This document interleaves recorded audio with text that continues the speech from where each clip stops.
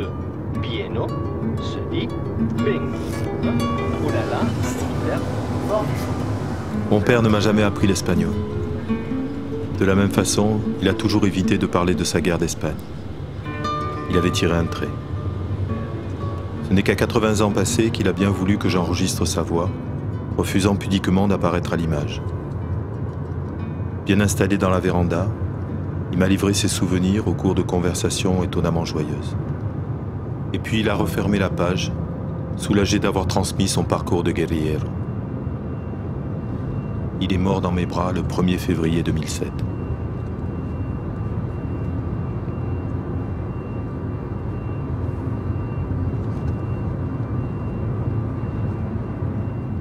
La guerre de 36 à 39, ça a duré presque 3 ans. Hein? Ça a commencé en juillet et ça finit en 1er avril 39. Mais enfin, je ne suis pas parti tout de suite à la guerre parce que j'étais jeune.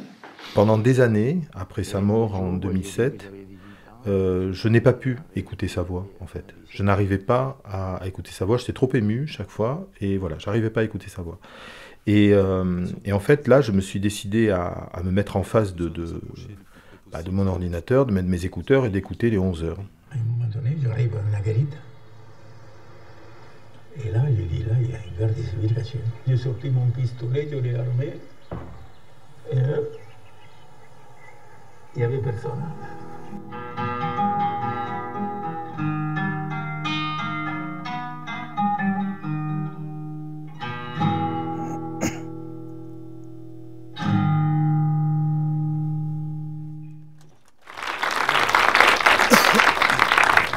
José Alcalá est déjà venu au Sémaphore au moins 2 ou 3 fois, si ma mémoire est bonne. La dernière fois, c'était pour le film Une fiction Coup d'éclat, avec Catherine Fro dans le rôle principal. Donc c'est effectivement une relation ancienne que nous avec José Alcalá. Il était assez naturel que ce soir aussi, nous le fassions venir pour vous rencontrer dans cette nouvelle salle numéro 6. José, ce film, au fond, tu l'as fait pour toi ou pour ton papa? Honnêtement, je crois que je l'ai fait pour moi. Mon père ne voulait pas. Et quand... en fait, comme je le dis dans le film, il a jamais voulu me raconter sa guerre parce que c'était trop douloureux pour lui, même des années après. Moi, c'est la première fois que je raconte quelque chose qui est très proche de moi, quoi. Voilà, je fais des films sur le monde ouvrier, je fais plutôt des films comme ça. Même si effectivement je suis issu d'une famille ouvrière, mais enfin je ne parle pas de moi, quoi. Là je parle vraiment de ma famille, quoi. Mais c'est vraiment pour illustrer une lutte contre le fascisme et une résistance, l'idée de la résistance. Est-ce que vous savez comment cet événement est enseigné aux jeunes Espagnols aujourd'hui? Bien sûr qu'on ne parle pas de ça. Voilà. Quand elle dit que le franquisme est bien encore ancré en Espagne, dans les institutions espagnoles, c'est vrai. Voilà, c'est après, moi je peux faire... c'est pas un film spécialement de militant, je suis pas spécialement militant, mais je constate ça, et plus je creuse, plus je me rends compte qu'il y a ça. En ce moment, je suis en train de travailler sur le camp de Rivesaltes et sur les camps du sud de la France. Dès lors qu'on institutionnalise quelque chose, que le régime de Pétain dit les indésirables, juifs, tziganes, espagnols, communistes, anarchistes, francs-maçons, tout ça, bon. On décide qu'on va les mettre dans des camps. Dès lors que c'est l'État qui dit ça, le peuple dit « mais c'est l'État qui a dit ça ». Donc, ça veut dire que les flics qui surveillaient ces camps-là ont commis des exactions, mais terrifiantes. C'est pas la peine d'aller à Auschwitz, hein. Les bébés qu'on tient comme ça et qui pèsent 500 grammes, ils étaient à Rivesaltes. Ils n'étaient pas à Auschwitz. Les rails arrivaient dans Rivesaltes, dans le camp. J'ai dans les oreilles le récit d'un militaire français qui appartient hélas à ma famille. On a chacun ses tares.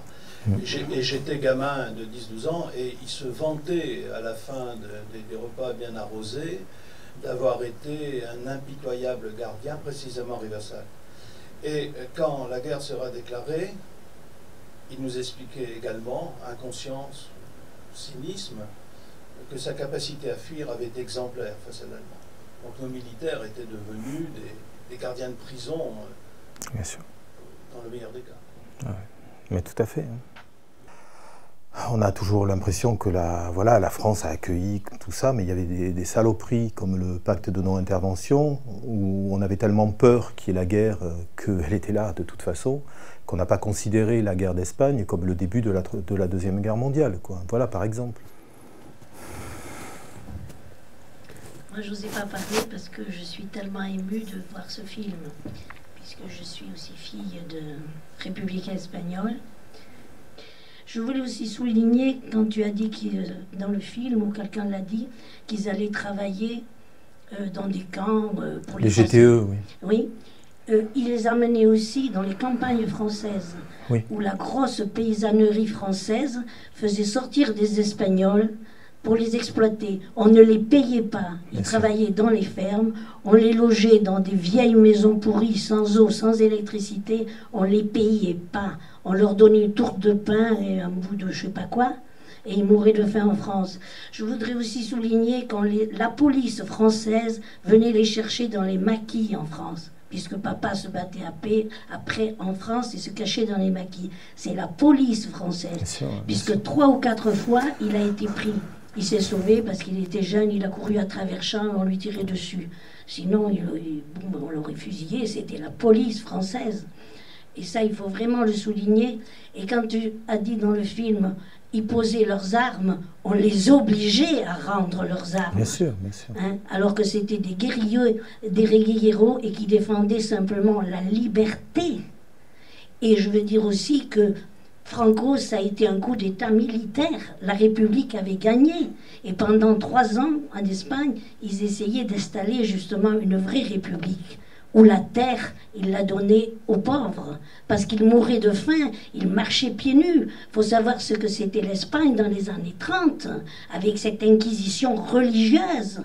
C'était l'horreur, ce qu'ils ont vécu. Mais bien sûr, et j'en reviens encore une fois à ça, mais comment ça peut disparaître à un claquement de doigts? Non, c'est pas possible. C'est impossible. Impossible. Mais c'est vraiment ancré. Il y a quelque chose d'assez terrible qui s'est passé. Alors c'est anecdotique, mais moi ce que je voulais dire par rapport au film lui-même, c'est que à un moment, tout ça, j'aurais pu le mettre dans le film. Oui, on est d'accord. Non, mais moi je refuse une chose. Et ça va vous paraître peut-être aberrant au premier abord, mais je refuse de faire des films militants. Ça ne m'intéresse pas. Vous savez pourquoi? Parce que les militants s'adressent aux militants. En faisant des films militants, on ne s'adresse qu'aux militants. Et on n'élargit pas le champ. Et moi, il y a une condition, quand je fais un film comme ça, c'est qu'il soit diffusé à la télé. Pour qu'il soit diffusé à la télé, il faut que je choisisse bien mon propos. Ce qui ne veut pas dire forcément que je dégrafe les bretelles et la ceinture. Ça ne veut pas dire ça. Mais simplement, je dois être malin quand je raconte une histoire. Donc là, je voulais dévoiler des choses. Par exemple, les GTE, on en parle très peu. Le fait qu'il y ait une transmission d'armes entre la première génération et une génération qui est née comme ça, du côté de Toulouse surtout, et de Perpignan, eh ben, on en parle peu aussi. Alors je voulais juste que ça soit dit. Et c'est un pas de fait.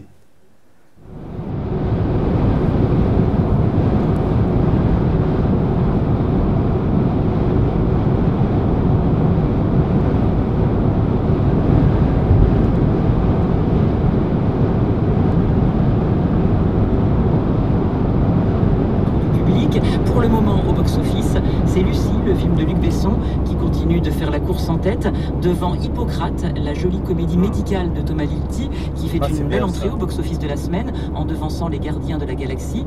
Juste un court mot, donc nous à Languedoc Roussillon Cinéma, on accompagne les films qui sont tournés en région. Ce film a été soutenu financièrement par la région en partenariat avec le CNC, et effectivement on a plaisir à l'accompagner dès lors que les salles le souhaitent et veulent le passer, et avec grand plaisir on est là. Donc c'est surtout, nous c'est pas grand chose en termes d'accompagnement, c'est surtout la présence de José qui est importante pour vous, parce que c'est à la fois un film, alors je vais rapidement, mais c'est à la fois un film personnel, vous allez le voir et vous l'avez lu, j'imagine, dans le synopsis, si vous n'avez pas lu le synopsis de Lucie, parce que c'est totalement autre chose, c'est ce que ça raconte.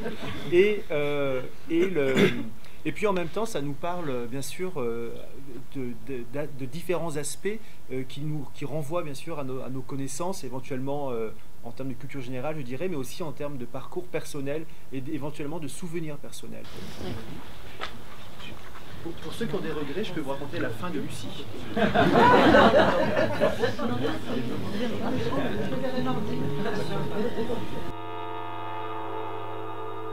Je suis incapable de dire combien de jours on a mis pour arriver à la frontière, parce qu'on est venu en marchant. Je pars toujours de la Jonquère, où au cours d'un bombardement, il y a eu un cheval tué, on en a profité pour prendre un morceau. Et après, quand on est arrivé à la frontière, là, porte close, on ne laissait pas passer. Alors il y a eu un moment d'énervement parce que il y avait des gens qui étaient très compromis, ils ne voulaient pas rester en Espagne. On est beaucoup à avoir tout un pan de l'histoire de nos parents qui a disparu. Et on ne peut du coup se fier qu'à l'histoire officielle, qui est souvent bien arrangée, et on n'a pas ces témoignages directs. Et ces témoignages directs-là, quand ils manquent, c'est une sorte de secret de famille terrifiant, enfin terrible en tout cas. Moi, j'arrive pas à faire vraiment la lumière complètement là-dessus encore. Pourtant, j'ai la chance d'avoir ces 11 heures de témoignages, ma mère qui m'a raconté aussi quelque chose, mon frère avec les bribes d'informations qu'il avait aussi. Cette histoire-là ne s'est révélée que plus tard et il y a eu un manque toute notre vie jusqu'à arriver à l'âge où mon père avait 80 ans, où il a bien voulu raconter tout ça. Mais entre-temps, il y avait une sorte de vide.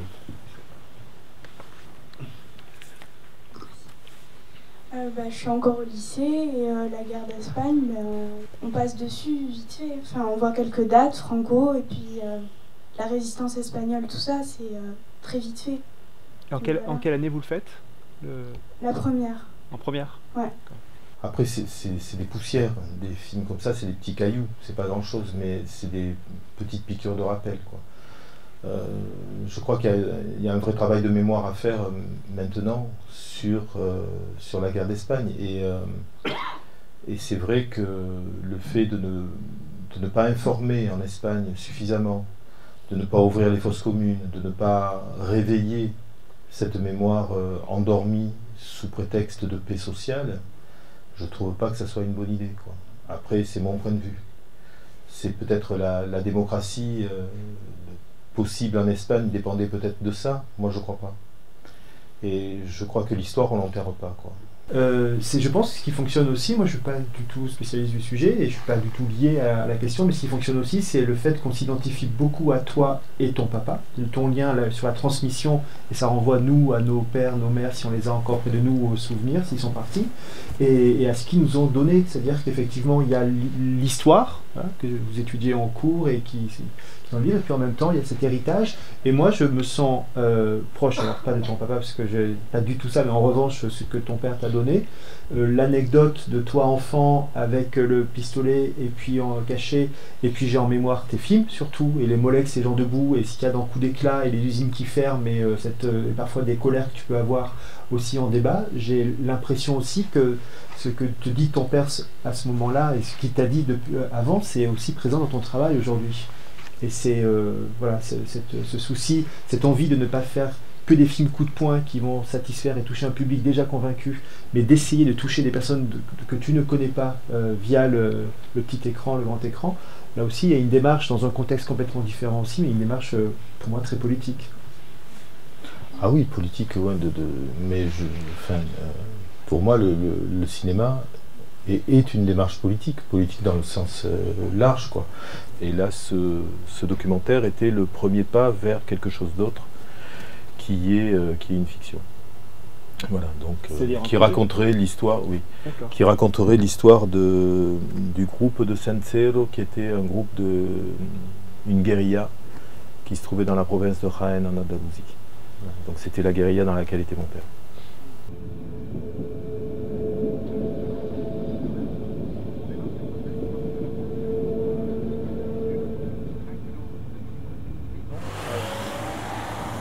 Regarde, on passe en Espagne là, tu vois. C'est un truc absolument dingue. Moi, j'aurais jamais imaginé, étant gamin, alors que mon père restait là, il s'approchait de la frontière au maximum. Mais si tu veux, j'aurais jamais imaginé, étant petit, qu'on allait pouvoir franchir la frontière comme ça, sans contrôle, sans rien, quoi. Tu vois, voilà. Encore quelque part, on est en Espagne. Et ça, je pense que mon père aurait vraiment rêvé de le faire à l'époque où j'étais gamin, quoi.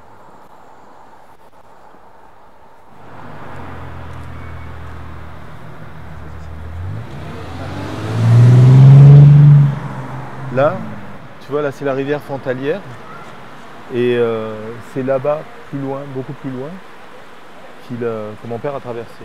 Ça c'était le 6 janvier 1948. Il avait attendu en fait le jour des rois mages et surtout que les mecs de la Guardia Civile ils risquaient d'avoir picolé, tu vois.